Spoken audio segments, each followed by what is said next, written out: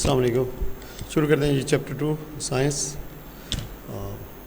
ज़्यादातर ये human respiratory and circulatory system के बारे में काफ़ी इम्पोर्टेंट और किसी हद तक थोड़ा सा मुश्किल चैप्टर भी है समझने के लिए, लेकिन कोशिश करेंगे कि आपको इसको अच्छे से आपको इसके बारे में ब्रीफ किया जा सके। अच्छा जी, सबसे पहले क्या है इनहेलेशन, क्या चीज़ है, कुछ वोकैबुलरी वर्ड्स हैं। इनहेलेशन किसे कहते हैं जी? हम जो सांस जिस्म के अंदर लेके जाते हैं, लंग्स के अंदर लेके जाते हैं, उसे क्या कहते हैं? Inhalation. Breathing the air into the lungs, जबकि breathing the air out of the lungs, फेफड़ों से सांस को बाहर निकालने के अमल को क्या कहते हैं? एक्सहेलेशन कहते हैं। अब ब्रीदिंग और रेस्पिरेशन में थोड़ा सा डिफरेंस है, ठीक है। रेस्पिरेशन क्या है जी? Reaction of oxygen with food glucose to release energy. जब फूड रिएक्ट करता है किसके साथ? ऑक्सीजन के साथ, तो जो एनर्जी रिलीज होती है इस अमल को क्या कहा जाता है? रेस्पिरेशन कहा जाता है। ये आपने चैप्टर 1 में भी पढ़ा है। प्लांट्स के अंदर रेस्पिरेशन का अमल बिल्कुल सेम वही चीज़ है, बिल्कुल सेम वही चीज़ है, लेकिन डिफरेंस क्या है कि जो एनिमल्स होते हैं उनमें फोटोसिंथेसिस का अमल नहीं होता। ये फिर कुछ ख़ास किस्म की वेसल्स हैं, वो नालियाँ जिनके अंदर से के ब्लड ट्रैवल करता है, जिनके अंदर ब्लड ट्रैवल करता है। तो सबसे पहले क्या है? आर्टरीज हैं, vessels that carry blood from the heart to other parts of the body. Arteries से जो ब्लड है वो क्या जाता है? जिस्म के दूसरे हिस्सों में सप्लाई होता है, दिल से जिस्म के दूसरे हिस्सों को। जबकि वेन्स क्या होती हैं? ये वापस लेके आती हैं ब्लड को जिस्म के दूसरे हिस्सों से किसकी तरफ? ठीक है जी। अच्छा, उसके बाद है capillaries, tiny branches of arteries for exchange of materials in the body tissue. ये वो छोटी छोटी वेसल्स हैं, छोटी छोटी नालियाँ हैं खून की, जहाँ पे मटेरियल एक्सचेंज होता है। जहाँ पे मटेरियल क्या होता है? एक्सचेंज होता है। अब ब्लड का क्या काम होता है? जिस्म के सारे हिस्सों तक ऑक्सीजन और दूसरे जो न्यूट्रिएंट्स हैं उनको सप्लाई करना। तो यहाँ ये जो कैपिलरीज हैं, यहाँ पे डिफ्यूजन के अमल के ज़रिए क्या होता है जी कि ऑक्सीजन जिस्म के हिस्सों को सप्लाई कर दी जाती है, जबकि कार्बन डाइऑक्साइड, ये जो डीऑक्सीजनेटेड ब्लड है, वापस लेके लंग्स में पहुंच जाता है। ठीक होगी बात? जहाँ पे उनको दोबारा फ्रेश ऑक्सीजन क्या की जाती है? ब्लड को सप्लाई की जाती है। थोड़ी बातें क्लियर हुई हैं? ठीक है। कैपिलरीज क्या हैं? Tiny branches of arteries. ये आर्टरीज की ही ब्रांचेज हैं। किसकी हैं जी? आर्टरीज की ही टाइनी ब्रांचेज हैं for exchange of materials in body tissues. अब आ जाते हैं ब्रीदिंग सिस्टम हमारा। कौन सा सिस्टम? Breathing system. सबसे पहले क्या चीज़ होती है जी? नेसल कैविटी होती है। क्या होती है? नेसल कैविटी होती है। जब हम सांस लेते हैं, क्या है? सांस लेते हैं तो सांस यही पैसेज है जहाँ से कि हमारा सांस जिस्म के अंदर जाता है। फिर जनाब अली क्या है? यहाँ पे फेरिंक्स है, फिर क्या है?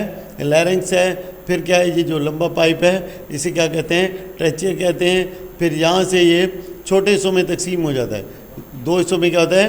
तकसीम हो जाता है। ये ब्रोंकस होते हैं। फिर यहाँ पे मज़ीद उसकी शाखें बन जाती हैं, उन्हें क्या कहते हैं? ब्रोंकियोल कहते हैं।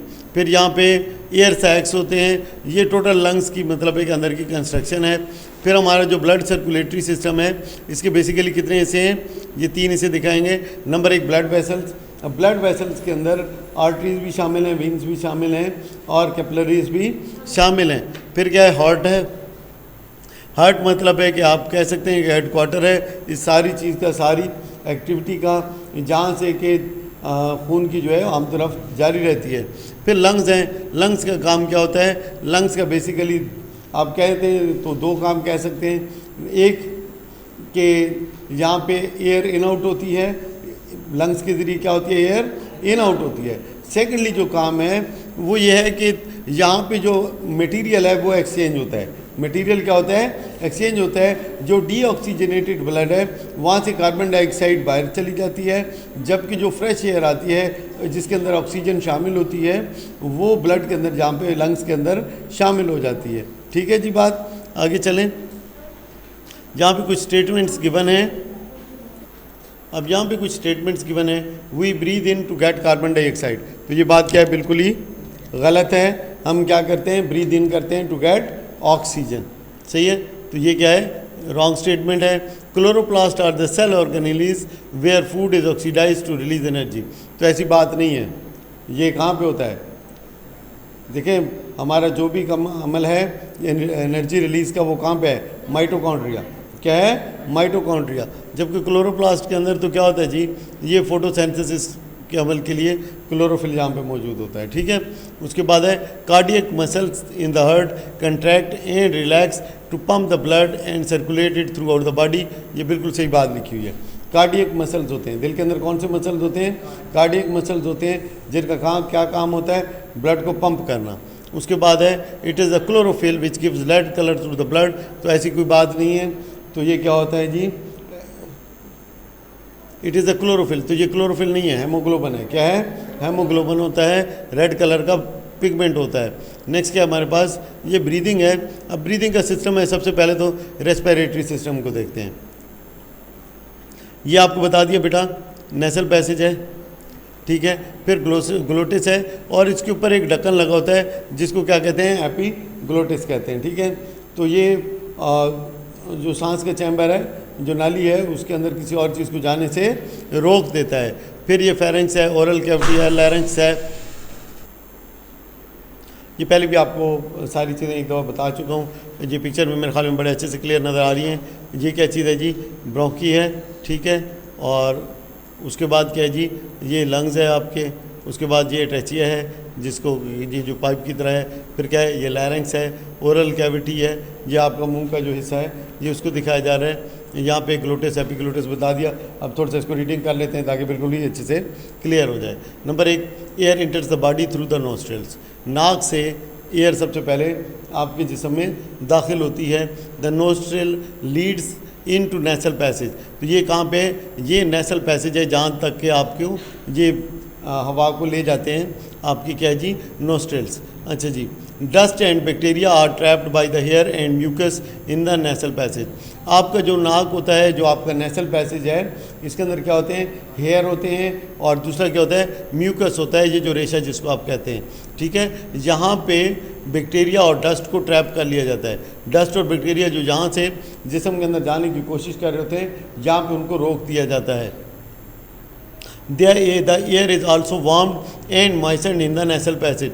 जो एयर यहाँ पे जिस्म के अंदर दाखिल होती है, उसको क्या किया जाता है, वो गर्म हो जाती है, और क्या होती है, मतलब है कि मॉइस्चर्ड हो जाती है, गीली हो जाती है।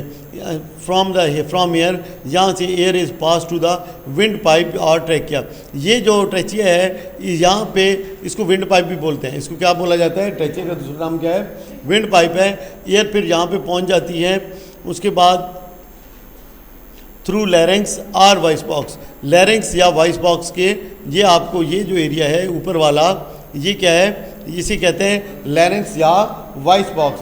तो अब आपको यहाँ पे चीज़ें नज़र आ गई। सबसे पहले नोस्ट्रल से एयर अंदर दाखिल हुई, फिर क्या, नेसल पैसेज में यहाँ पे बैक्टीरिया और डस्ट को हेयर और म्यूकस के ज़रिए ट्रैप कर लिया गया। यहाँ पे एयर वार्म हुई और मॉइस्चर्ड हुई, और वहाँ से होते हुए ये जनाब अली लैरेंक्स में दाखिल हुई। ठीक है, फिर लैरेंक्स से आगे, लैरेंक्स जिसको क्या बोला जाता है, वॉइस बॉक्स भी बोला जाता है, वहाँ से ये विंड पाइप में दाखिल हो गई। विंड पाइप जिसे ट्रैचिया भी कहा जाता है। क्या नाम है जिसका, ट्रैचिया है। अच्छा जी, यहाँ तक क्लियर हो गई बात। The opening of the air passage, the opening of air passage in the larynx is called glottis. जो एयर पैसेज है, जहाँ लैरिंग्स से ये जो एरिया है, ठीक है, इसको थोड़ा रेज कर देते हैं ताकि क्लैरिटी हो जाए।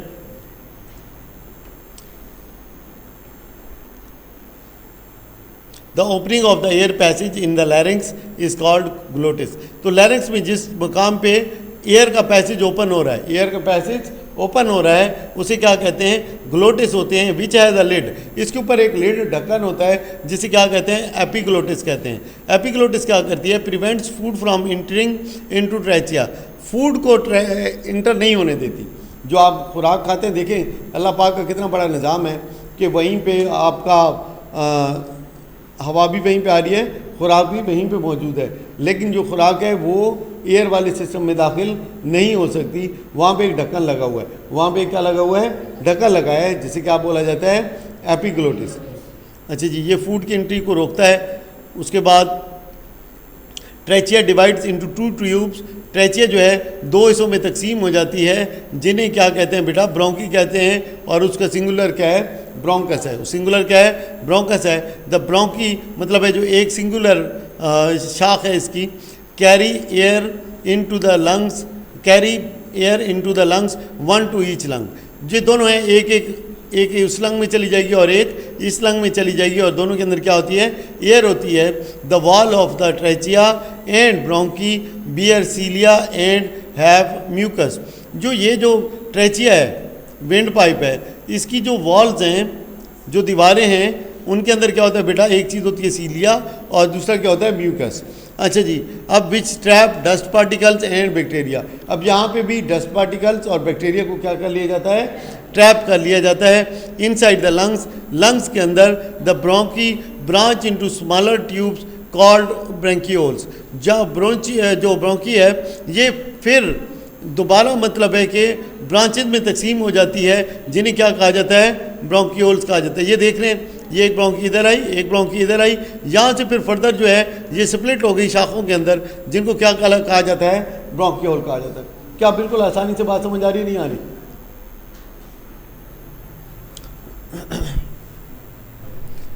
Each bronchi ends up in a group of air sacs. जो हर जो ब्रोंकी होती है, जो छोटी शाखें हैं, किसके अंदर जाके एंड अप होती हैं, एयर सैक्स के अंदर एंड अप होती हैं। एयर सैक्स का दूसरा नाम क्या है जी, एल्वियोलाई।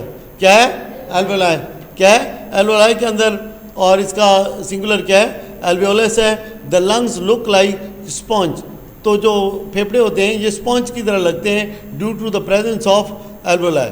Millions of alveoli. तो कितने एल्वियोलाई होते हैं जी, millions of alveoli are found in the lungs. They are surrounded by thick network of capillaries. अब जो एल्वियोलाई होते हैं उनको घेरा होता है किसी ने, कैपिलरीज के बहुत बड़े नेटवर्क ने, हर तरफ से कैपिलरीज उनको घेर के रखती हैं, हर तरफ से कैपिलरीज ने उनको क्या होता है, घेरा होता है। अब gaseous exchange take place in the alveoli. जो गैसों का एक्सचेंज है वो किसके अंदर टेक प्लेस करता है, एल्वियोलाई में। मैंने पहले आपको बता दिया, जो ब्लड वापस आ रहा होता है उसके अंदर क्या होती है, कार्बन डाइऑक्साइड। तो अब एक्सचेंज से क्या मुराद है, एक्सचेंज से मुराद है जो ब्लड की कार्बन डाइऑक्साइड है ये इस साइड पे आ जाएगी, और जो ऑक्सीजन है वो किधर चली जाएगी, कैपिलरीज के अंदर जो ब्लड है उसके अंदर हो जाएगा। इस तरह से खून क्या हो जाएगा, दोबारा ऑक्सीजनेटेड हो जाएगा।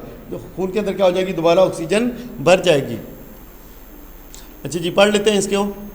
Oxygen from the air diffuses into the blood through the walls of the alveoli. At the same time, carbon dioxide carried by the blood from the body cell diffuses out into the alveoli.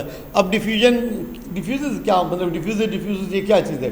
तो आपको पता है diffusion वो अमल है जिसमें जो चीज़ ज़्यादा होती है वहाँ से उस तरफ को जाती है जिधर क्या चीज़ क्या होती है, कम होती है। अब लंग्स के अंदर ऑक्सीजन मौजूद थी, कार्बन डाइऑक्साइड नहीं थी, तो ब्लड क्या है, कार्बन डाइऑक्साइड लेके आया। कार्बन डाइऑक्साइड इस साइड को आ गई जहाँ पे कम थी, ज़्यादा हो गई, और ऑक्सीजन क्या थी, लंग से किधर को चली गई, ब्लड की तरफ चली गई जहाँ पे क्या थी, ये चीज़ कम थी। और ये कहाँ से होता है जी, through the walls of the alveoli. क्या है, एल्वेलाई की दीवारों से गुजरते हुए ये चीज़ उधर पहुँच जाती है। अच्छा जी, blood during its circulation supplies each of the blood cell with oxygen and collect carbon dioxide produce in the cells during oxidation of the food. जब ये फूड की ऑक्सीडेशन होती है, फूड की ऑक्सीडेशन होती है, मतलब है कि जब फूड ग्लूकोज ऑक्सीजन के साथ रिएक्ट करता है और कार्बन डाइऑक्साइड और वाटर पैदा करता है और एनर्जी क्या कर देता है, रिलीज़ कर देता है, उस अमल में जो ब्लड होता है वो कार्बन डाइऑक्साइड को पिक कर लेता है और लंग्स के अंदर आके कार्बन डाइऑक्साइड को रिलीज़ कर देता है और ऑक्सीजन को जहाँ से पिक कर लेता है। तो ये बात क्लियर हो गई कि नहीं हो गई कि कैसे ये सारा अमल हो रहा है। नेक्स्ट हमारे पास क्या है, मैकेनिज्म ऑफ ब्रीदिंग। मेरे ख्याल में ये पहला स्टेप जहाँ तक कि काफ़ी है, ठीक है, इसको फिर बाकी अगले नेक्स्ट स्टेप में देखेंगे। उसके बाद नेक्स्ट हमारे पास क्या है जी, मैकेनिज्म ऑफ ब्रीदिंग के ब्रीदिंग का अमल कैसे सरअंजाम पाता है। ओके जी, जब हम ब्रीद इन करते हैं, जब हम सांस अंदर लेते हैं, जो हमारे रिब के मसल्स हैं, रिब पसलियों को कहते हैं, ये क्या कर देते हैं, कंट्रैक्ट करते हैं। क्या हो जाते हैं, सिकुड़ जाते हैं। जब सिकुड़ते हैं तो क्या होती है जी, जो हमारी रिब्स होती हैं वो ऊपर को उठ जाती हैं। रिब्स क्या होती हैं, ऊपर को उठ जाती हैं। अब जगह बन जाती है। देखिए एक चीज़ पहले फैली हुई है, कंट्रैक्ट होगी तो क्या होगी, सिकुड़ जाएगी। अब जगह बन गई है, वहाँ पे क्या है, जगह बन गई है। जो चेस्ट कैविटी होती है हमारी एक्सपेंड कर जाती है, फूल जाती है। चेस्ट कैविटी क्या होती है, फूल जाती है। एट द सेम टाइम उसी टाइम पे diaphragm contracts and flattens, the space inside the chest cavity becomes larger. As a result, air enters into the lungs. This is called inspiration. Simple ये याद रखना है कि जो आपकी जो मसल्स हैं, रिब मसल्स क्या करते हैं, कंट्रैक्ट करते हैं। चाहे आपकी रिब्स जो होती हैं वो पुल अप होती हैं, चेस्ट कैविटी एक्सपैंड हो जाती है। एक्सपैंड होगी तो अब अंदर जगह बन गई है। अंदर क्या जगह बन गई है, एयर क्या करेगी, दौड़ के रश करके अंदर को जाएगी। एयर क्या करेगी, रश करेगी, अंदर को दौड़ के जाएगी। इस प्रोसेस को क्या कहते हैं, इंस्पायरेशन। और इसके जो अपोजिट प्रोसेस है उसको क्या बोला जाता है, एक्सपायरेशन। और बाकी इसमें और कोई ख़ास नहीं है जी, बता दिया आपको। अच्छा यहाँ पे देख लें, the pathway that the air follows during inspiration and expiration for exchange of gases is shown. तो क्या जी, movement of the gases during inhalation. क्या है, इनहेलेशन। इनहेलेशन का प्रोसेस कौन सा प्रोसेस होता है, जिसमें कि आप सांस क्या करते हैं, अंदर लेते हैं, ब्रीद इन। सबसे पहले नोज और माउथ से एयर इंटर होगी, फिर ये ट्रेचिया में जाएगी। ट्रेचिया में आपको पता है कि सीलिया और म्यूकस उसके वालों के पास मौजूद होते हैं, जो डस्ट और बैक्टीरिया को ट्रैप कर लेते हैं। सेम नोज़ के अंदर काम क्या करता है, हेयर और म्यूकस यही काम करते हैं। फिर वहाँ से ट्रेचिया से ये ब्रोंकस, ठीक है, और फिर क्या है, ब्रोंकियोल में चली जाती है। ब्रोंकियोल से ये एल्वोलाई में एयर पहुँच जाती है, जिनको एयर सैक्स भी कहते हैं, जिनको क्या कहते हैं, एयर सैक्स भी कहते हैं। इसको एक थिक नेटवर्क ऑफ कैपिलरीज ने घेरा होता है, जहाँ पे कि डिफ्यूजन के ज़रिए क्या होता है, चीज़ें जो होती हैं वो आपस में एक्सचेंज हो जाती हैं। फिर इसका जो रिवर्स है, यही काम होता है जब आप क्या करें, एक्सेलेशन करते हैं। जनाब अली, एयर जो होती है अब वापसी का रास्ता अख्तियार करती है, सेम रूट से होते हुए, ठीक है। अच्छा जी, ये आपका कंप्लीट हो गया जी, क्या चीज़, ब्रीदिंग का सिस्टम। अस्सलाम वालेकुम। नेक्स्ट हमारे पास जो टॉपिक है वो क्या है, रेस्पिरेशन है। रेस्पिरेशन और ब्रीदिंग में ठीक ठाक डिफरेंस है। यूजुअली हम ये एक ही समझ लेते हैं कि ये दोनों एक ही चीज़ है, तो एक चीज़ नहीं है। ब्रीदिंग सिंपल एक मैकेनिज़्म है जिसके अंदर क्या होता है कि आप एयर जो है वो जिस्म के अंदर इन आउट होती है, बस और कोई काम नहीं है। ब्रीदिंग के अंदर क्या है, ऑक्सीजन की और कार्बन डाइऑक्साइड की क्या है, इन आउट है। जो ब्लड है वो ऑक्सीजन लेता है, कार्बन डाइऑक्साइड क्या करता है, वो लंग्स में एक्सचेंज करता है और फिर वो जिस्म से बाहर निकल जाती है। ये है ब्रीदिंग का अमल। रेस्पिरेशन का अमल हर जगह माइटोकॉन्ड्रिया के अंदर होता है। कहाँ पे होता है, माइटोकॉन्ड्रिया के अंदर होता है, इसलिए इसको क्या बोला जाता है, पावर हाउस भी बोला जाता है। अब माइटोकॉन्ड्रिया जो है वो इस अमल में हिस्सा लेता है, जबकि लंग्स जो हैं वो ब्रीदिंग के अमल में हिस्सा लेते हैं। वहाँ पे एल्वेलाई का काम होता है, यहाँ पे किसका काम है, माइटोकॉन्ड्रिया का काम है। लेट्स सी देखते हैं कि क्या होता है इसके अंदर रेस्पिरेशन के अमल के दौरान। Blood during its circulation provides oxygen to every cell in the body, जो हम पहले पढ़ चुके हैं। In the cell of our body oxygen react with the food glucose molecules to convert them into carbon dioxide and water along with the release of energy in the form of ATP, adenosine triphosphate. तो क्या होता है जी, ये पहले respiration आपने बड़े तफसील से पढ़ा पिछले चैप्टर में प्लांट सिस्टम में, कि क्या होता है जी, ग्लूकोज रिएक्ट करता है किसके साथ, ऑक्सीजन के साथ। इसे कहते हैं ऑक्सीडाइजेशन ऑफ द फूड। क्या चीज़ पैदा होती है, कार्बन डाइऑक्साइड पैदा होती है, वाटर पैदा होता है, और साथ भी कहते हैं एनर्जी क्या होती है, रिलीज़ होती है। अच्छा जी, और ये एनर्जी किस फॉर्म में होती है बेटा, ATP, एडिनोसाइन ट्राइफॉस्फेट की सूरत में। This process is called respiration. क्या बिल्कुल अच्छे से क्लियर हुआ कि नहीं हुआ? उसके बाद the whole process of respiration is completed in a series of reactions, each of which is facilitated by specific enzyme. कुछ ख़ास किस्म के एंजाइम्स होते हैं जो कि हर स्टेप में इस प्रोसेस को क्या करते हैं, सपोर्ट करते हैं। अच्छा जी, आगे रेस्पिरेशन जो होती है ये दो टाइप्स की होती है, एक होती है एरोबिक रेस्पिरेशन और दूसरी होती है एनारोबिक रेस्पिरेशन। अब याद रखिए ये जो है ये पूरी केमिकल इक्वेशन है, यहाँ पे ये क्या चीज़ मौजूद है, केमिकल इक्वेशन है। तो केमिकल इक्वेशन में आपने किस साइड पे देखना है, रिएक्टेंट वाली साइड पे। किस साइड पे देख रहे हैं, रिएक्टेंट वाली साइड पे। अगर जहाँ पे ऑक्सीजन मौजूद है तो ये क्या है, एरोबिक रेस्पिरेशन है, और अगर जहाँ पे ऑक्सीजन मौजूद नहीं है तो ये क्या होगी, एनारोबिक रेस्पिरेशन। बिल्कुल क्लियर, आराम से बात समझ लगी। अच्छा जी, the respiration process during which food is broken down to release energy in the presence of oxygen is called aerobic respiration. ये मैं आपको पहले समझा चुका हूँ, ठीक है। यहाँ पे क्या है जी, ग्लूकोज के साथ ऑक्सीजन मिली, CO2 वाटर प्लस ATP की सूरत में एनर्जी रिलीज हुई। Aerobic respiration take place in the mitochondria of the cells in all plants, animals and our own body cells. हर चीज़ में रेस्पिरेशन किस जगह के ऊपर होगी, माइटोकॉन्ड्रिया के अंदर होगी। रेस्पिरेशन का बेसिक जो एम है वो क्या है, एनर्जी रिलीज करना। क्या करना, फूड से एनर्जी रिलीज करना। एनारोबिक रेस्पिरेशन नेक्स्ट क्या है, अगर यहाँ पे केमिकल इक्वेशन में रिएक्टेंट वाली साइड पे ऑक्सीजन मौजूद नहीं है, इसका क्या मतलब है, क्या है, एनारोबिक रेस्पिरेशन है। पढ़ते हैं इसको जी। The breakdown of the food substances in the absence of oxygen is called anaerobic respiration. This process releases energy less than aerobic respiration. इसमें जो एनर्जी रिलीज होती है वो काफ़ी कम होती है जो एनारोबिक है। एरोबिक रेस्पिरेशन में एनर्जी की रिलीज क्या होती है, काफ़ी ज़्यादा होती है। Yeast respires aerobically in the presence of oxygen. जो यीस्ट होता है ये जो है एरोबिकली रेस्पायर करता है और एनारोबिकली भी रेस्पायर कर सकेगा, ठीक है ना। क्या है जी, it can also respire anaerobically, इस इधर एरोबिकली मिस्टेक है, in the absence of oxygen. The product of anaerobic respiration in yeast are ethanol, carbon dioxide and energy. तो ये ज़रा ख्याल रखना है कि जनाब अली जब यीस्ट रेस्पायर करती है ऑक्सीजन की एब्सेंस में, किस में, ऑक्सीजन की एब्सेंस में, तो कौन कौन सी चीज़ें तीन पैदा होती हैं। नंबर एक एथेनॉल, दूसरा क्या, कार्बन डाइऑक्साइड, और फिर तीसरी क्या चीज़ है, एनर्जी। तो क्या क्या चीज़ें हमें मिली हैं यहाँ से, ethanol, carbon dioxide and energy.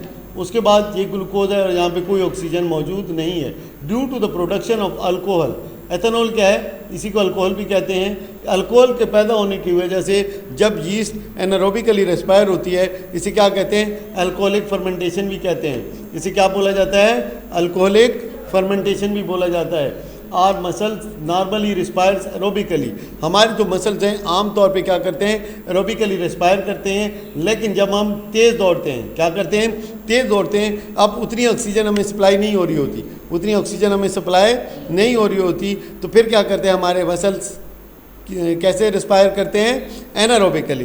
कैसे रिस्पायर करते हैं, एनारोबिकली। जब हमारे मसल्स एनारोबिकली रिस्पायर करते हैं तो एक एसिड पैदा होता है जिसे क्या कहते हैं, लैक्टिक एसिड। क्या पैदा होता है जी, लैक्टिक एसिड। तो ये हमारे मसल्स की रेस्पिरेशन है, एनारोबिक रेस्पिरेशन की इक्वेशन है। क्या, ग्लूकोज जब रेस्पायर करता है एनारोबिकली तो क्या चीज़ पैदा होती है बेटा, एनर्जी पैदा होती है, प्लस क्या होता है, लैक्टिक एसिड पैदा होता है। Lactic acid thus produced is transported to liver which converts it back to glucose. ये जो लैक्टिक एसिड पैदा होता है ये कहाँ चला जाता है बेटा, लीवर में। कहाँ चला जाता है, लीवर में, जो दोबारा इसको किस में कन्वर्ट कर देता है, ग्लूकोज के अंदर कन्वर्ट कर देता है। Glucose converted into lactic acid and lactic acid sent to liver and it is then converted back to glucose. Got it?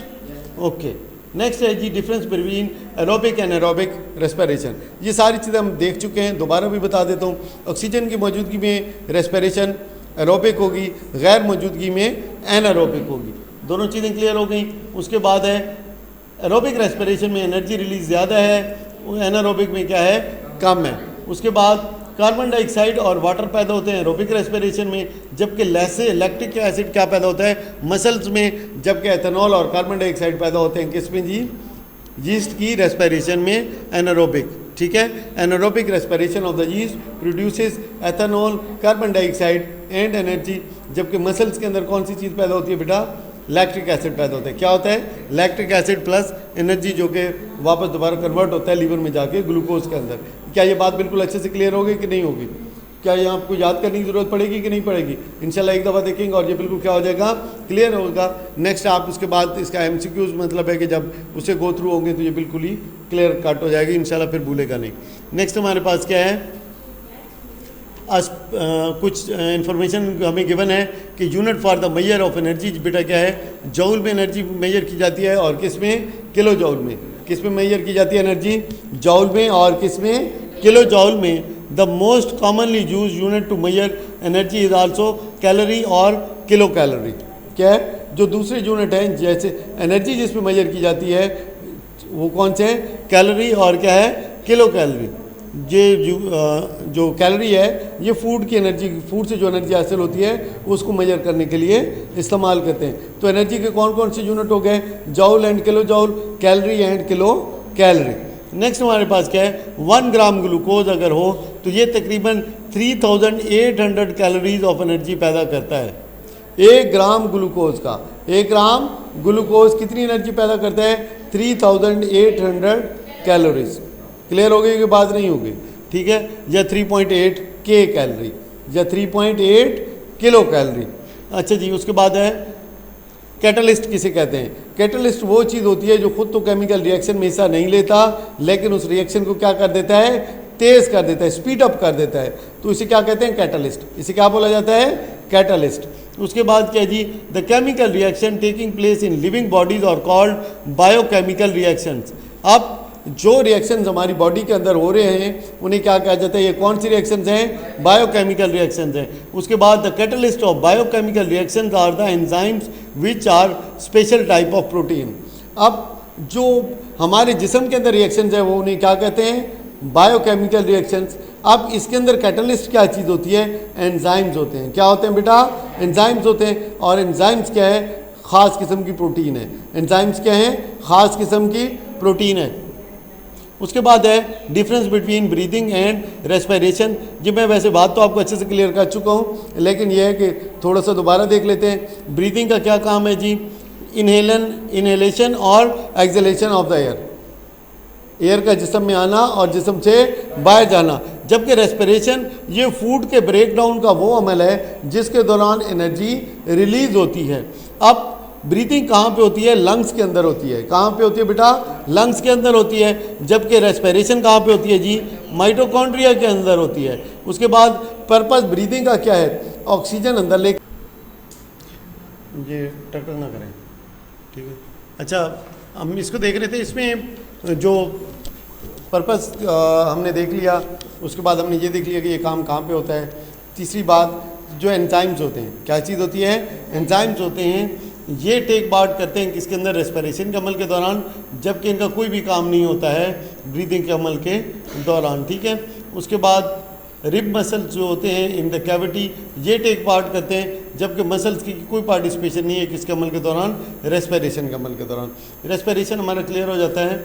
Next हमारे पास क्या है, रेस्पिरेटरी डिजीजेस। अब सांस के अमल से जुड़ी हुई जो बीमारियां हैं वो कौन कौन सी हैं, ठीक है। तो इनको देखते हैं जी। द कॉमन रेस्पिरेटरी डिजीज वो कौन सी है जी, कॉमन कोल्ड है, ठीक है, निमोनिया है और अस्थमा है। क्या है जी, common cold, pneumonia and asthma. सबसे पहले कॉमन कोल्ड को देखते हैं।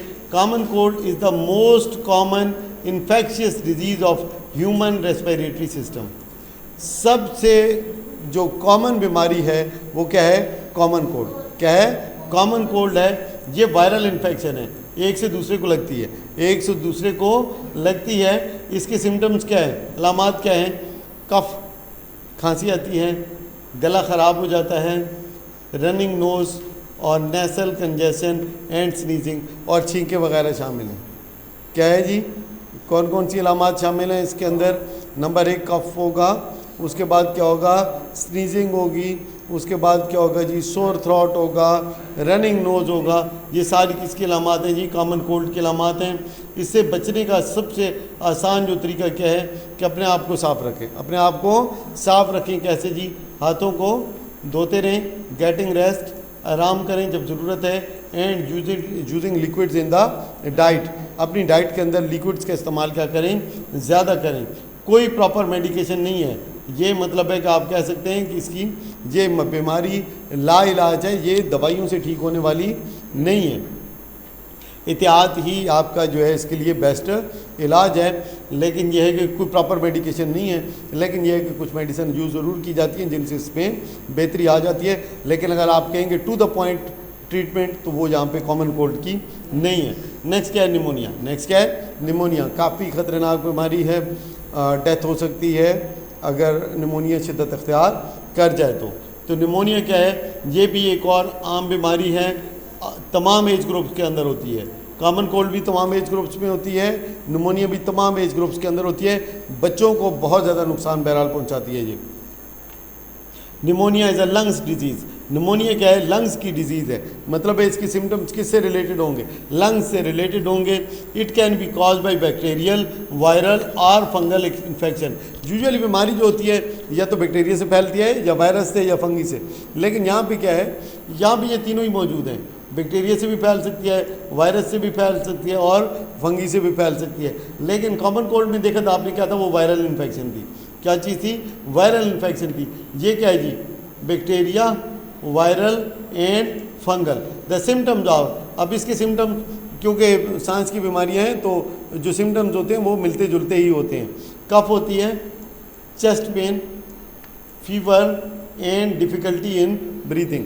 तो ये अलामात हैं। इसमें कफ दोनों में मुश्तरका है। बाकी जो है चेस्ट पेन एडिशनल है, फीवर एडिशनल है और डिफ़िकल्टी इन ब्रीदिंग। अब जो कॉमन कोल्ड है जहाँ पे नहीं लिखी हुई वो हेडेक है। वो क्या है?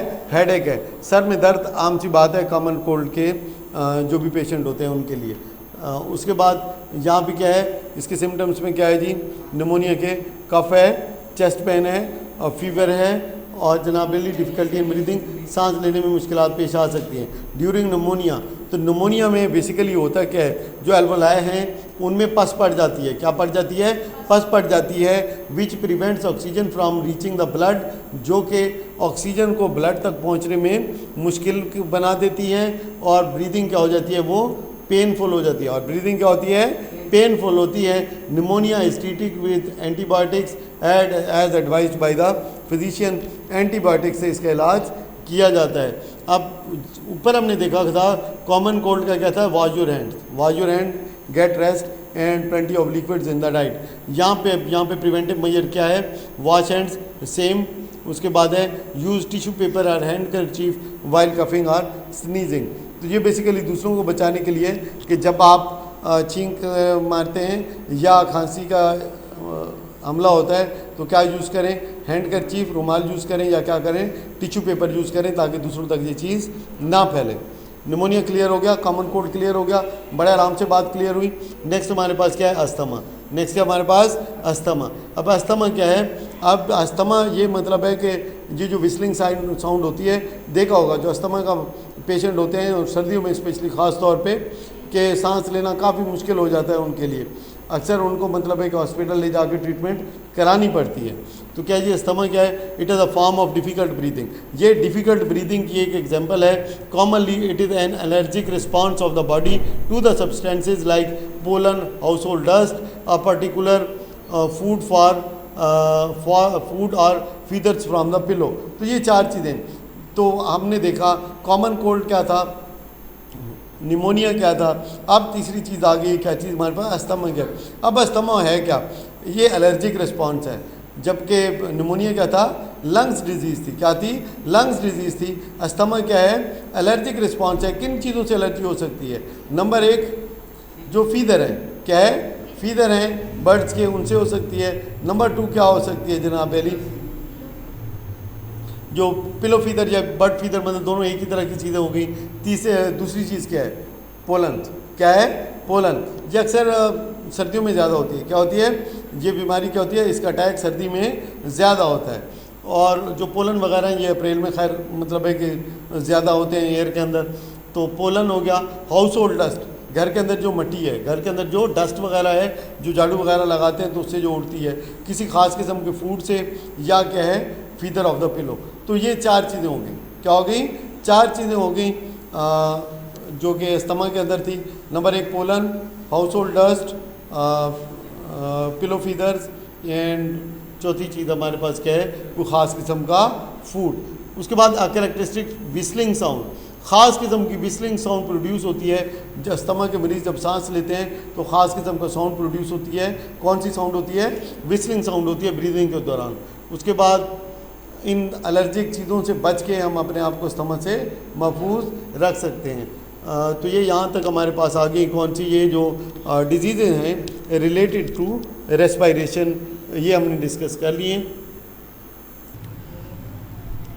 ओके, अभी जो हमारे पास नेक्स्ट है वो क्या है, ब्लड सर्कुलेशन है। क्या है जी? ब्लड सर्कुलेशन, कि ब्लड कैसे सर्कुलेट करता है। Living organisms need essential substances in every cell to carry on its activities, कि जो लिविंग ऑर्गेनिजम्स होते हैं उनको एसेंशियल सब्सटेंसेस की ज़रूरत होती है।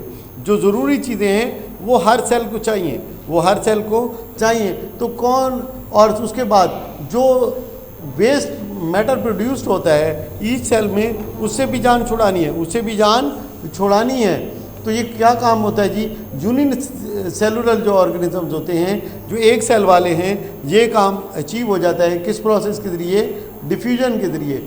जबकि मल्टी सेलुलर ऑर्गेनिजम्स में आपको कोई एक ऐसा मैकेनिज़्म चाहिए जो ये ट्रांसपोर्ट करे, जो चीज़ें क्या करे? ट्रांसपोर्ट करे। हमें एक ऐसी चीज़ चाहिए जो कि इस ब्लड को, इन चीज़ों को क्या करे? सर्कुलेट करे।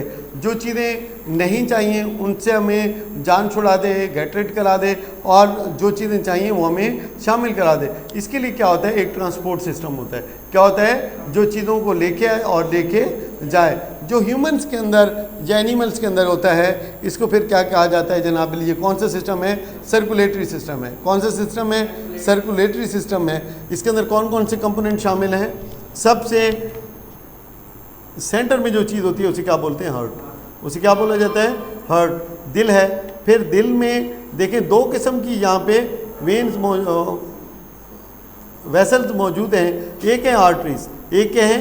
आर्टरीज, और दूसरी क्या है? वेन्स हैं। और उसके बाद एक और चीज़ इसके अंदर जो कि जा रही है वो क्या है? ब्लड है। वो क्या है? ब्लड है। तो टोटल जो सर्कुलेटरी सिस्टम है इसके अंदर क्या है?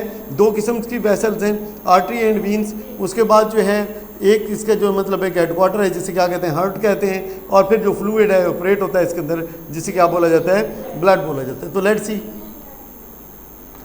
The human circulatory system consist of heart, blood vessels and blood. Blood is a fluid which circulates throughout the body. The blood circulates in two type of vessels. One type of blood vessels, arteries. Arteries का क्या काम है? Take the blood out of the heart to other parts of the body. The other type of blood vessels, veins, bring the blood back towards the heart from all over the body. ये clear हो गया कि नहीं हो गया? अब आ जाते हैं हार्ट के ऊपर। तो क्या हार्ट क्या चीज़ है? इतना मतलब है कि प्यारी पिक्चर वैसे बनी हुई है, बहुत ही क्लियर कट। अदरवाइज होती हैं जो तस्वीरें होती हैं वो इतनी साफ नहीं होती हैं, ठीक है। हार्ट के अंदर क्या है? The organ that pumps the blood in blood vessel is called heart. ये उसके बाद हार्ट कहाँ मौजूद होता है? लेफ्ट साइड पे, चेस्ट में ऊपर करके, अपर लेफ्ट, ठीक है। चेस्ट में क्या होता है? अपर लेफ्ट साइड के ऊपर होता है। इसका साइज़ किस तरह का होता है? इसका साइज़ आप तकरीबन फिस्ट के बराबर होता है। किसके बराबर होता है? फिस्ट के बराबर होता है। उसके बाद इसकी शेप क्या होती है? समवट कोन शेप्ड। क्या है? कोन शेप्ड होता है। अच्छा जी, उसके बाद ये किस किस्म का ऑर्गन है? मस्कुलर ऑर्गन है। इसके अंदर क्या होते हैं? मसल्स होते हैं। उसके बाद जो हार्ट है ये बेटा एक डबल लेयर, दोहरी लेयर होती है। एक ख़ास किस्म की ट्रांसपेरेंट मेम्ब्रेन है। ट्रांसपेरेंट वो चीज़ होती है जिसके आर पार देखा जा सकता है। तो डबल लेयर्ड ट्रांसपेरेंट मेम्ब्रेन के अंदर हार्ट लिपटा होता है। इस मेम्ब्रेन को क्या कहा जाता है? पेरिकार्डियम कहा जाता है। इसे क्या बोला जाता है? पेरिकार्डियम कहा जाता है। अब अगर यहाँ पे देखें एओर्टा को तो हम बाद में डिस्कस करेंगे। यहाँ पे क्या है? Pulmonary artery. उसके बाद क्या है? देखिए यहाँ पे ये दो चीज़ें हैं, इसे एट्रिया बोलते हैं। इसे क्या बोलते हैं? एट्रिया। लेकिन अब ये डिवाइड होता है किसके अंदर? एक कहती है राइट एट्रियम और दूसरी क्या है? Left atrium. ये देखिए ये ऊपर को है, ये किधर है? ऊपर पड़ा हुआ है। और ये भी क्या है? ऊपर पड़ा हुआ है। इसके नीचे बिल्कुल, एट्रियम के नीचे बिल्कुल क्या चीज़ है बेटा? वेंट्रिकल है। और एट्रियम के नीचे बिल्कुल क्या चीज़ है?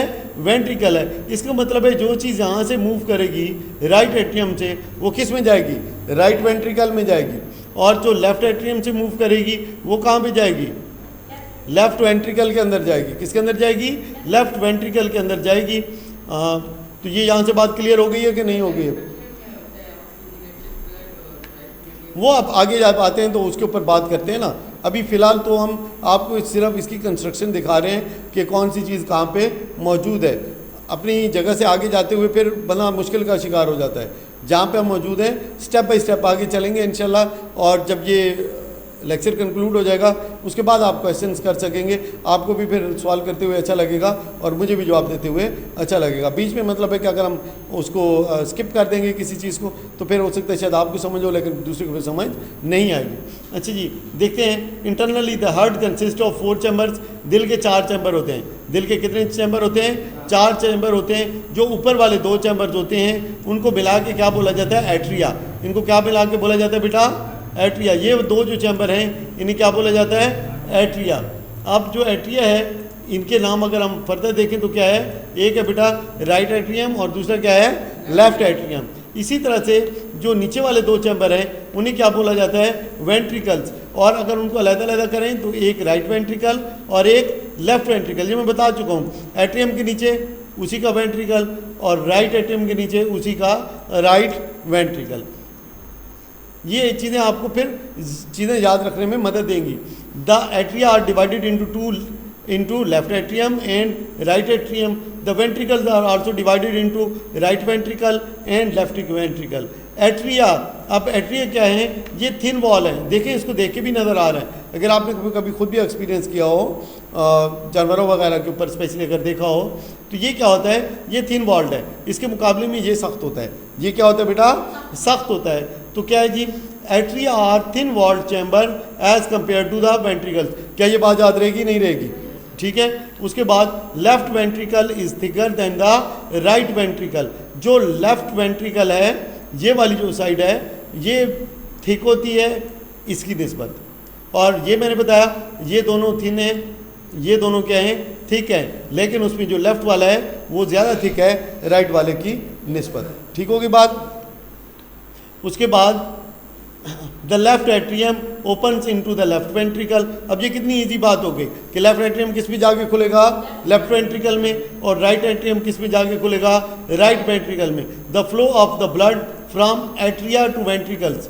देखें, जो एट्रिया है यहाँ से वेंट्रिकल की तरफ ब्लड जा रहा है, तो ब्लड कहाँ जाएगा? एट्रिया से वेंट्रिकल की तरफ। ओके जी। जो राइट एट्रियम है open into the right ventricle और flow of blood from atria to ventricles is regulated by the valves which prevents the back flow of the blood. यहाँ से यहाँ बीच में क्या है? वॉल्व लगे हैं।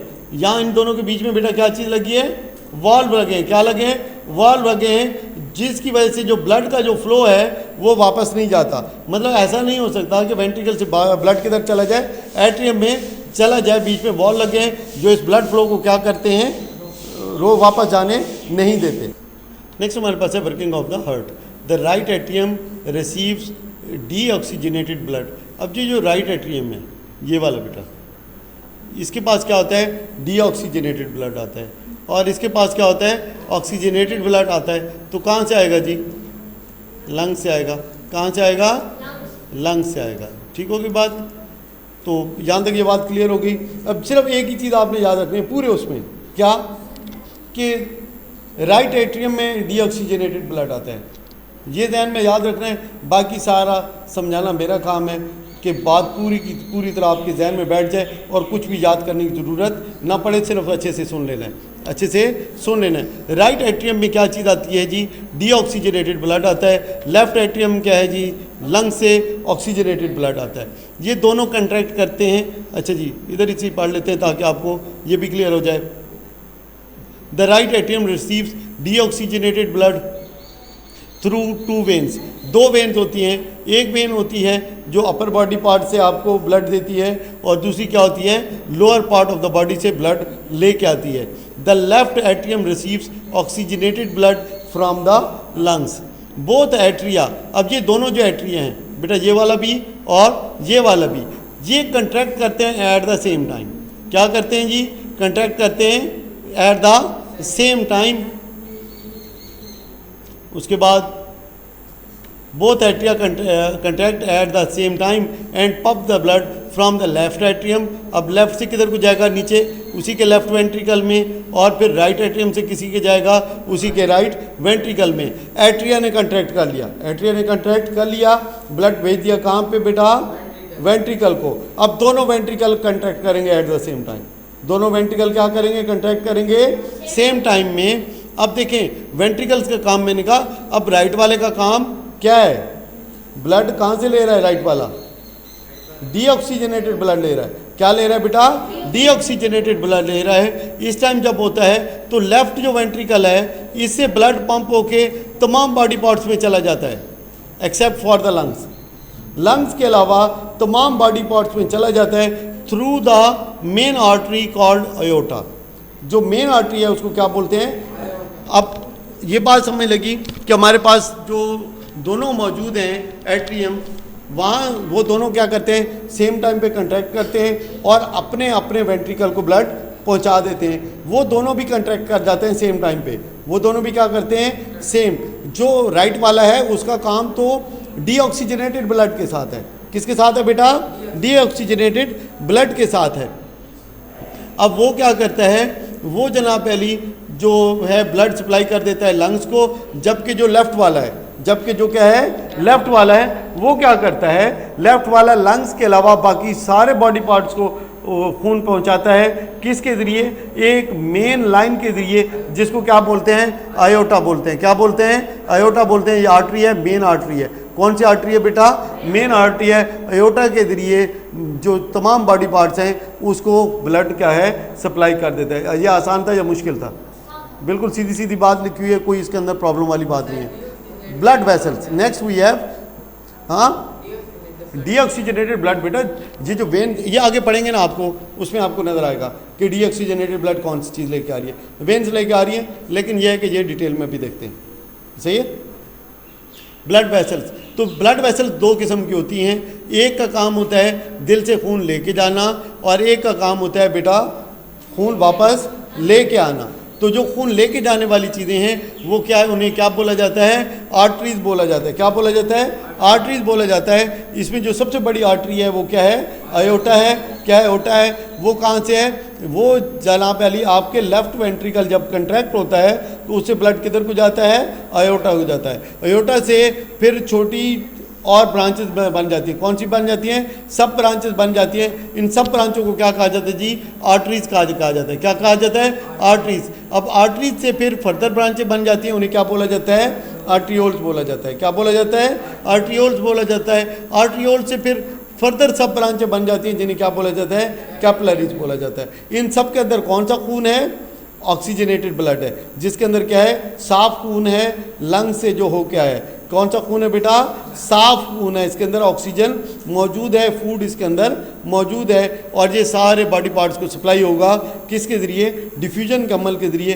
कौन सी चीज़ आखिर पे हिस्सा लेती है, कैपिलरीज होती हैं। क्या होती हैं, कैपिलरीज होती हैं। कैपिलरीज का होता है लार्ज सरफेस एरिया होता है for the exchange of minerals between the blood and the tissues, between the blood and the tissues. जो जिस्म के अंदर टिश्यूज़ मौजूद हैं इनके और ब्लड के दरमियान जो मटेरियल एक्सचेंज होता है वो किस चीज़ के ज़रिए एक्सचेंज होता है बेटा, कैपिलरीज के ज़रिए एक्सचेंज होता है। तो अब तक आपने क्या देखा, ब्लड जो था लेफ्ट एट्रियम से निकला, लेफ्ट वेंट्रिकल से निकला, किसके पास गया, अयोटा के पास गया। अयोटा से सब ब्रांचेस बनी और आर्टरीज के अंदर चला गया। आर्टरीज से सब ब्रांचेस बनी और क्या बन गया, आर्ट्रियोल बन गया। आर्ट्रियोल से फर्दर सब ब्रांचेस बनी और क्या बन गया, कैपिलरीज हो गया।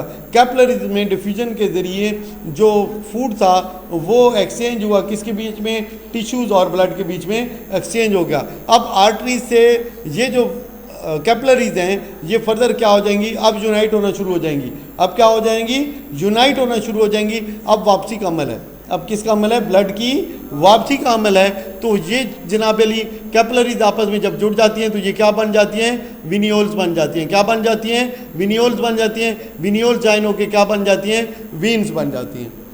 यहाँ तक बात बिल्कुल क्लियर हो गई कि नहीं हो गई। अब यहाँ पे हम देखते हैं आर्टरीज और थिक वॉल्ड। आर्टरीज के अंदर जब देखें हार्ट से प्रेशर आर होता है, ठीक ठाक ब्लड का प्रेशर होता है। ब्लड का प्रेशर क्या होता है, काफ़ी ज़्यादा होता है। जो आर्टरीज होती हैं क्या होती हैं, थिक वॉल्ड होती हैं। उनकी जो वॉल होती है क्या होती है, थिक होती है। उसके बाद है व्हेन एन आर्टरी कंस्ट्रिक्ट्स, जब एक आर्टरी ब्लॉक हो जाती है, क्या हो जाती है, कंस्ट्रिक्ट हो जाती है, उसकी जो स्पेस है बीच में कम हो जाती है, it's lumen space becomes narrow. कि जब कहते हैं ना कि आर्टरी कंस्ट्रिक्ट हो गई है, इसका क्या मतलब है, उसके बीच की जो लूमेन है, लूमेन स्पेस को कहते हैं, वो क्या हो गई है, नैरो हो गई है, तंग हो गई है, और कम ब्लड इसमें से फ्लो कर सकता है, और कम ब्लड इसमें से फ्लो कर सकता है। Arteries have no valves, artery के अंदर कोई वॉल्व नहीं होता, खून ने सीधा एंड तक कहाँ जाना होता है, कैपिलरीज तक जाना होता है। कैपिलरीज आपस में रीयूनाइट होकर क्या बन जाती हैं, विनियोल्स। विनियोल्स से क्या बनती हैं, वीन्स बनती हैं। जब कैपिलरीज से खून आगे जाता है तो फिर वो स्लो हो जाता है, क्या हो जाता है, स्लो हो जाता है। इसलिए वीन्स की दीवारें जो हैं उनकी मोटाई की ज़रूरत नहीं होती। वीन्स की दीवारें क्या होती हैं, इसके मुकाबले में, आर्टरी के मुकाबले में क्या होती हैं, थिन होती हैं। क्या होती हैं, थिन होती हैं। ये जो हमें हार्ट बीट सुनाई देती है, ये जो हमें हार्ट बीट सुनाई देती है, जिसे पल्स रेट कहते हैं, जिसे क्या कहते हैं, पल्स या rate of the heartbeat होता है, ये आर्टरी होती है। ये क्या होती है बेटा, आर्टरीज होती हैं, जिनकी धमक हमें सुनाई देती है जब हम उनको टच करते हैं। When the blood reaches a vein, जब ये ब्लड वीन को पहुंचता है, it flow slowly and smoothly, so the wall of veins need not to be as thick and muscular as those of the arteries. याद रखें, वीन्स के अंदर valve लगे होते हैं, वीन्स के अंदर क्या लगे होते हैं, वॉल्व लगे होते हैं, ताकि ये जो गंदा खून है ये वापस ना आ जाए। गंदा खून तो हम नहीं कह सकते, इस तरह से जो डीऑक्सीजनेटेड ब्लड है, कौन सा ब्लड है बेटा, डीऑक्सीजनेटेड ब्लड है, ये वापस ना आ जाए और ये कार्बन डाइऑक्साइड लेके सीधा किधर को चला जाए, लंग्स को चला जाए, जहाँ पे क्या होगा, ये एक्सचेंज होगा। क्या होगा, एक्सचेंज होगी, किसकी, कार्बन डाइऑक्साइड की और ऑक्सीजन की, और फिर हार्ट से होकर दोबारा ब्लड की सप्लाई किसको होगी, पूरी बॉडी को होगी। अच्छा जी, most of the veins have internal walls to prevent back flow of the blood. Capillaries are very thin walled. Capillaries क्या होती हैं, बहुत ही थिन वॉल्ड वेसल्स हैं, through which the exchange of the materials between the blood and tissues take place. उसके बाद है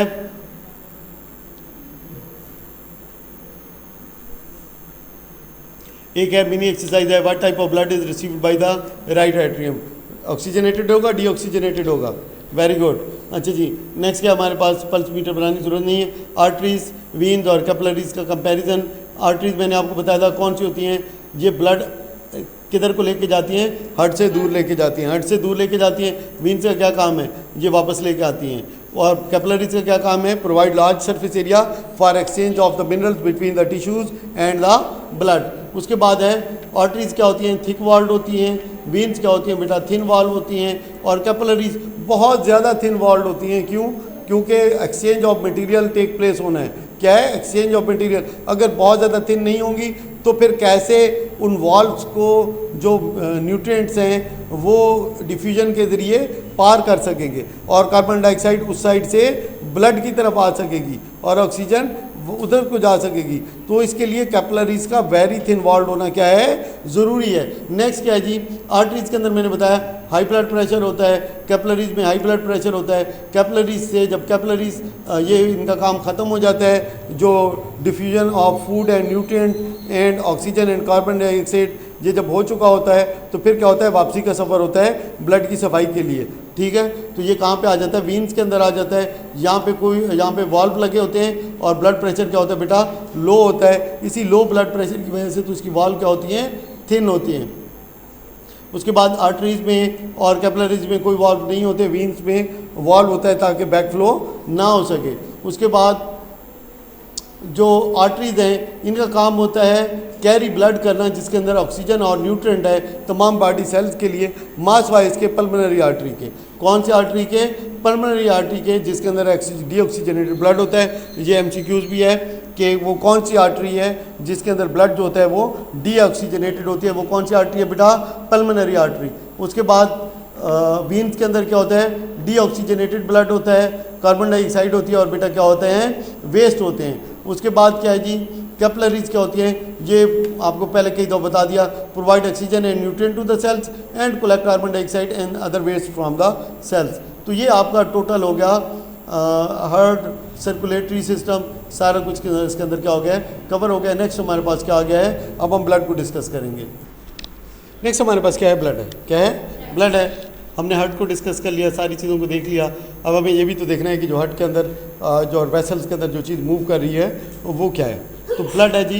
तो ब्लड क्या है, 55% प्लाज्मा है बेटा, और 45% क्या है, ब्लड के सेल हैं सस्पेंडेड इन द प्लाज्मा। जो प्लाज्मा के अंदर क्या होते हैं, सस्पेंडेड होते हैं, मलक होते हैं, तैर रहे होते हैं। ठीक है, हमारे पास क्या है जी, ब्लड के अंदर 55% प्लाज्मा होता है और 45% क्या होते हैं, ब्लड के सेल होते हैं। जो प्लाज्मा है, जो क्या है 55% है, वो प्लाज्मा खुद 92% क्या है, वाटर है। अब अगर कोई कहते हैं कि ब्लड 92% वाटर है तो नो 55% प्लाज्मा है ब्लड के अंदर, जो हमें ब्लड नजर आता है 55% plasma, 45% blood cell. Out of that 55% जो 92% है उसका, उस 55 का 92% क्या है, वो है वाटर है। क्या है, वाटर है। अच्छा जी, plasma without fibrinogen, blood clotting proteins and blood cells is called serum. उसके बाद है जो प्लाज्मा है जिसके अंदर फाइब्रोनोजेन नहीं होता, क्या है, विदाउट फाइब्रोनोजेन। क्या है, फाइब्रोजेन। तो इसके बगैर जो थे, जो ब्लड क्लॉटिंग प्रोटीन है, फाइब्रोजेन क्या चीज़ है, ब्लड क्लॉटिंग प्रोटीन है, और ब्लड सेल, इसके बगैर इसे क्या बोलते हैं, हम सीरम बोलते हैं। क्या चीज़, सीरम। तो सीरम क्या चीज़ है, ये ब्लड प्लाज्मा का वो स्पेसिफिक पार्ट है जिसके अंदर ब्लड क्लॉटिंग प्रोटीन, जिसे फाइब्रोजन कहते हैं, वो नहीं होती, और ना ही इसके अंदर क्या होते हैं, ब्लड सेल्स होते हैं। क्लियर हो गया, सीरम क्लियर हो गया, प्लाज्मा क्लियर हो गया, ब्लड सेल्स की बात हो गई। अब देखें, ये ब्लड सेल्स हैं, उसके अंदर क्या है जी, प्लाज्मा है बेटा। क्या है, प्लाज्मा है। प्लाज्मा के अंदर क्या है जी, ब्लड के सेल्स हैं। क्या है, ब्लड के सेल्स हैं। अब ये रेड वाले जो हैं, रेड ब्लड सेल्स, ये जो वाइट वाले हैं, वाइट ब्लड सेल्स, और ये छोटे छोटे जो हैं, इन्हें बोलते हैं प्लेटलेट्स। इन्हें क्या बोला जाता है, प्लेटलेट्स बोला जाता है। ठीक है, ये सारी चीज़ें क्लियर होगी। अब ब्लड के अंदर क्या क्या चीज़ें हमें मौजूद हैं, प्लाज्मा मौजूद है। ब्लड के अंदर कौन कौन सी चीज़ें मौजूद हैं, red blood cell, white blood cell, और क्या जी, प्लेटलेट्स मौजूद हैं। उसके बाद रेड ब्लड सेल के ऊपर आ जाते हैं, 3 किस्म के होते हैं। कितने किस्म के होते हैं जी, ब्लड सेल्स कितने किस्म के हैं, 3 किस्म के हैं, white blood sales, red blood sales and platelets. And क्या है, प्लेटलेट्स। तो रेड ब्लड सेल्स क्या हैं, डिस्क शेप होते हैं। कौन सी शेप है जी, डिस्क शेप है। नज़र आ रही है आपको, किस शेप में है, डिस्क शेप में है। And slightly concave on both sides. उसके बाद है, they contain haemoglobin a red coloured protein which gives them the red colour. तो जो रेड ब्लड सेल्स हैं उनको कलर कौन सी चीज़ देती है, हेमोग्लोबिन। ये क्या है, एक रेड कलर की प्रोटीन है। क्या है, रेड कलर की प्रोटीन है। This is the haemoglobin in the red blood cells which carries oxygen from the lungs and supplies it to the all the body cells during blood circulation. तो जो oxygen जो चीज़ carry करके लेके जाती है red blood cell के अंदर, वो क्या चीज़ है, वो हेमोग्लोबिन है। वो क्या है बेटा, हेमोग्लोबिन है। तो हेमोग्लोबिन आल्सो कैरीज, और जो वापस लेके आता है कार्बन डाइऑक्साइड, वो क्या चीज़ है, वो भी क्या है, हेमोग्लोबिन ही है। अच्छा जी, रेड ब्लड सेल कितने अरसे के लिए, 120 दिन के लिए ज़िंदा रहते हैं, और उसके बाद ये लीवर के अंदर टूट फूट का शिकार हो जाते हैं। ठीक है, कहाँ पे, लीवर के अंदर, जिगर के अंदर, ये जो क्या होते हैं, फ्रैगमेंट हो जाते हैं, टुकड़े टुकड़े हो जाते हैं। ठीक है, पीसेस में हो जाते हैं, डिस्ट्रॉय हो जाते हैं। कितनी लाइफ है, 120 डेज। कितनी लाइफ है, 120 डेज इसकी लाइफ है। तो वाइट ब्लड सेल्स, नेक्स्ट पे है white blood sales. White blood sales colourless होते हैं, कोई कलर नहीं होता, कोई पिगमेंट, कोई प्रोटीन इसके अंदर नहीं है। They have no coloured pigment, they are part of the body's immune system. तो वाइट ब्लड सेल क्या बनाते हैं, जिस्म का इम्यून सिस्टम, जहाँ पे हमारा क्या है, दिफाई निज़ाम काम करता है। इम्यून सिस्टम क्या है, जिस्म का वो निज़ाम जो बीमारियों के खिलाफ जंग करता है, लड़ाई करता है। They help the body fight infection and other diseases. There are 5 type of white blood cells. तो ऊपर हमने देखा रेड ब्लड सेल की कोई टाइप नहीं थी फर्दर, लेकिन वाइट ब्लड सेल्स की कितनी टाइप्स हैं आगे बेटा, 5 टाइप्स हैं, जिनका क्या अपना स्ट्रक्चर भी डिफरेंट है और फंक्शन भी डिफरेंट है। वाइट ब्लड सेल्स क्या होते हैं, लार्जर इन साइज होते हैं as compare to the red blood cells. Their main function is to protect the body from the disease causing microorganism. अगर यहाँ पे हम देख सकें, ये देखें जी, ये बेटा क्या है, रेड ब्लड सेल है, और इसके मुकाबले में वाइट ब्लड सेल को देखें। अगर सिर्फ ये पिक्चर ही आप याद रखें तो ये आपको वैसे ही बता देगी कि कौन सा सेल साइज में बड़ा था। कौन सा सेल साइज में बड़ा था। और कितनी किस्म के हैं ये, 5 किस्म के हैं और हर एक का अपना डिफरेंट काम है। उसके बाद क्या है जी, प्लेटलेट्स। अब प्लेटलेट्स कंप्लीट सेल नहीं है, ये कंप्लीट सेल नहीं है, दीज आर फ्रेगमेंट्स, ये फ्रेगमेंट्स पीसेज हैं किसके, साइटोप्लाज्म के। ये क्या है बेटा, फ्रेगमेंट ऑफ साइटोप्लाज्म है, इनक्लोज्ड बाय मेम्ब्रेन्स, जिसके ऊपर झिल्ली चढ़ी होती है। Platelets play an important role in blood clotting, इनका काम है ब्लड क्लॉटिंग। देखें हमने रेड ब्लड सेल का काम क्या पढ़ा, ऑक्सीजन लेके आना, ऑक्सीजन लेके जाना। क्या कौन सी चीज़ काम कर रही थी उसके अंदर, हेमोग्लोबिन था। फिर हमने देखा वाइट ब्लड सेल क्या है, इम्यून सिस्टम। क्या चीज़ है, इम्यून सिस्टम। 5 किस्म के हैं ये वाइट ब्लड सेल, कितनी किस्म के हैं, 5 किस्म के। उसके बाद हमने देखा प्लेटलेट्स। अब ये कंप्लीट सेल नहीं है, कंप्लीट सेल नहीं है, ये क्या है, फ्रैगमेंट है किसका, साइटोप्लाज्म का। और इसका काम क्या है, इसका काम है ब्लड क्लॉटिंग में मदद देना। They also help to slow और stop bleeding and healing wounds, ज़ख्मों को ठीक करने में भी मदद देते हैं और जो खून का है उसके रुकाव में भी रुकावट बनते हैं। If there is an injury और cut in our body, platelets break apart and release a special chemical. Platelets एक स्पेशल केमिकल रिलीज़ करते हैं जो कि प्लाज्मा के अंदर मिल के काम करता है and produce a web which traps red blood cell. अब प्लेटलेट्स क्या होते हैं, प्लाज्मा के साथ मिलके एक ट्रैप बना लेते हैं, एक वेब बना लेते हैं जिसके अंदर रेड ब्लड सेल आके फंसते जाते हैं, आके फंसते जाते हैं और क्या बन जाता है, एक स्कैब बन जाता है जिसको आप खरुंड कहते हैं या जो कुछ भी कहते हैं। जो खून के अंदर जो जिस्म जहाँ पे कट लगे तो वहाँ पे एक बन जाता है ना हार्ड कलर का, उसे क्या बोलते हैं, स्कैब बोलते हैं। तो वो क्या करता है, फिर जरासीम को जिस्म के अंदर जाने नहीं देता और हीलिंग में क्या देता है बेटा, मदद देता है। Disorders of human transport system. अब ह्यूमन ट्रांसपोर्ट सिस्टम, ये ब्लड के ऊपर बात हो गई। अब इसका ये आखिरी टॉपिक है कि जनाब अली ह्यूमन अगर ट्रांसपोर्ट सिस्टम में डिसऑर्डर हो जाए तो फिर क्या हो सकता है। अब ये काफ़ी कुछ हो सकता है, ठीक है। सबसे ज़्यादा जो दुनिया में अमवात होती हैं ये इसी डिसऑर्डर से होती हैं। किसके अंदर, ये आपका जो ह्यूमन ट्रांसपोर्ट सिस्टम है इसके डिसऑर्डर की वजह से ही क्या होती हैं, सबसे ज़्यादा डेथ होती है। और सबसे मेन काज क्या है, 2 चीज़ें हैं, heart attack and hypertension. Heart attack and hypertension, तो इसमें से हम कुछ इसमें डिस्कस करते हैं। लेट्स सी क्या है हमारे पास हार्ट अटैक। तो heart attack is the death of the part of the heart muscle due to lack of blood supply. जो ब्लड का हार्ट का मसल होता है वो मर जाता है, किसकी वजह से, ब्लड सप्लाई ना होने की वजह से उसकी डेथ हो जाती है। हार्ट के मसल की जब डेथ हो जाती है तो हार्ट भी ख़त्म हो जाता है काम करना, और फिर जब खून नहीं चलेगा जिस्म में तो लाज़मी बात है इंसान क्या हो जाता है, मर जाता है। तो क्या है जी, coronary arteries supply blood to the heart. दिल को कौन सी चीज़ बेटा खून जनाब अली पहुँचा रही है, कोरोनरी आर्टरी होती है। कौन सी आर्टरी हार्ट को ब्लड लेके जाती है उसे क्या बोलते हैं, coronary artery. If a blood clot is made in coronary artery, अगर अब ये कोरोनरी आर्टरी में अगर क्लॉट बन जाए तो इट में ब्लॉक कोरोनरी आर्टरी, तो ये कोरोनरी आर्टरी को ब्लॉक कर देगा। As a result blood as well as oxygen supply to the heart is blocked. This condition leads to the death of heart muscles. तो कोरोनरी आर्टरी कहाँ लेके जाती है जी, ये ब्लड लेती है किससे, अयोटा से। किससे लेती है, अयोटा से, और फिर वापस लेके आती है किसके पास जनाब Ali, left and right atrium के पास। किसके पास, लेफ्ट एंड राइट एट्रियम के पास। तो अगर कोरोनरी आर्टरी ही ब्लॉक हो जाएगी, अगर ये ही ब्लॉक हो जाएगी तो फिर दिल को जो सप्लाई है ब्लड की क्या हो जाएगी, वो ख़त्म हो जाएगी और हार्ट मसल की क्या हो जाएगी, डेथ हो जाएगी। In this situation, suddenly the person feels discomfort or intense pain in the center of the chest. The pain may spread to shoulders. ये शोल्डर पे जा सकती है, बाजू में जा सकती है, गर्दन में या जॉ के ऊपर। Other symptoms of heart attack include shortness of breath, मतलब है कि सांस चढ़ जाती है। क्या हो जाती है, सांस चढ़ जाती है। स्वेटिंग एंड फेंटिंग, ठंडे पसीने आते हैं और क्या है जनाब अली, बंदा क्या होता है, बेहोश होने लगता है। Coronary bypass is widely used surgical process to remove the blockage in coronary arteries. तो कोरोनरी बाईपास किया जाता है। कौन सा बाईपास किया जाता है, कोरोनरी बाईपास किया जाता है। सर्जिकल प्रोसेस है अगर कोरोनरी आर्टरी में कोई ब्लॉकेज आ जाती है। नेक्स्ट हमारे पास क्या है, इसकी नेक्स्ट जो बीमारी है क्या है, हाइपरटेंशन है। लास्ट टॉपिक है इसका।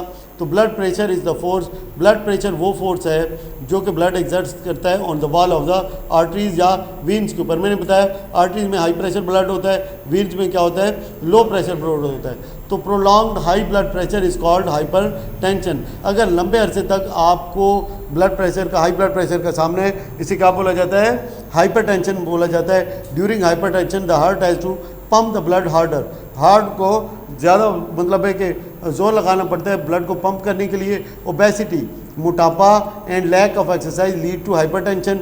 Increase in the rate of heart beat में इजाफा, स्वेटिंग जनाब पसीने आना, डिस्कम्फर्ट, बेआरामी एंड सिंकिंग ऑफ हार्ट, मतलब है कि दिल का बोझलपन जिसे कहते हैं ना कि दिल डूब रहा है मेरा, ठीक है। और the common symptoms, weight loss, वज़न कम करें, रेगुलर एक्सरसाइज करें, हेल्दी फूड खाएं, मेडिकेशन लें, हाइपरटेंशन से बचें। की पॉइंट्स ये सारे वही हैं जो हम डिस्कस कर चुके हैं, इनको दोबारा नहीं देखेंगे इंशाल्लाह। अच्छा जी, एमसीक्यूज़ में सारे क्लियर हो जाएंगे आपको, इसके लिए मैंने अलग से एमसीक्यूज़ तैयार किए हुए हैं। अब क्या है जी, सबसे पहले क्वेश्चन आ जाते हैं, लेट्स सी, देखते हैं। अगर आप ये क्लियर कर सकते हैं तो इसका मतलब है आपको ये चैप्टर बिल्कुल क्लियर है। Number 1, exchange of gases take place in the, किस में होता है जी, एल्वेलाई में, बेहतरीन। नेक्स्ट है trachea divide into 2 what, bronchi. उसके बाद है the part of the heart which receives blood from the lungs, जो कौन सा, जो लंग्स से ले रहा है ऑक्सीजनेटेड ब्लड है, लेफ्ट एट्रियम। क्या है, left atrium. Left atrium opens into what, left ventricle. Picture ने आपको बिल्कुल क्लियर कर दिया मेरे ख्याल से, है ना। तो right atrium receives what, deoxygenated blood. हाँ, मतलब है कि क्या बात है माशाल्लाह कि बिल्कुल गोली की तरह हो गई है। Blood vessels that carry blood away from the heart, उन्हें क्या कहते हैं बेटा, arteries. Aerobic respiration take place किस में होती है, एरोबिक रेस्पिरेशन, माइटोकॉन्ड्रिया में, शाबाश। Product of anaerobic respiration in the yeast are along with energy, ठीक है, एथेनॉल, कार्बन डाइऑक्साइड और energy. Exchange of the material in the body tissues and blood take place कहाँ पे होता है जी, जो एक्सचेंज ऑफ मटेरियल है जो ब्लड में और बॉडी टिश्यूज में है, कैपिलरीज, ठीक है, किस में है, कैपिलरीज में। Which of the following plays an important role in blood clotting, तो क्या है, प्लेटलेट्स हैं। ज़बरदस्त हो गया जी। चलें जी, इस तरह से ये हमारा चैप्टर जो है कंक्लूड होता है। चैप्टर 2 था हमारे पास, काफ़ी कोशिश की, काफ़ी मेहनत की इसके ऊपर कि बात आपको अच्छे से समझाई जा सके। और जो स्टूडेंट मेरे पास मौजूद हैं उन्होंने तो साबित कर दिया है कि उनके लिए कोई ये इशू नहीं रहा, बट इट टेक्स टाइम, ठीक है, इन वीडियोस को तैयार करने में।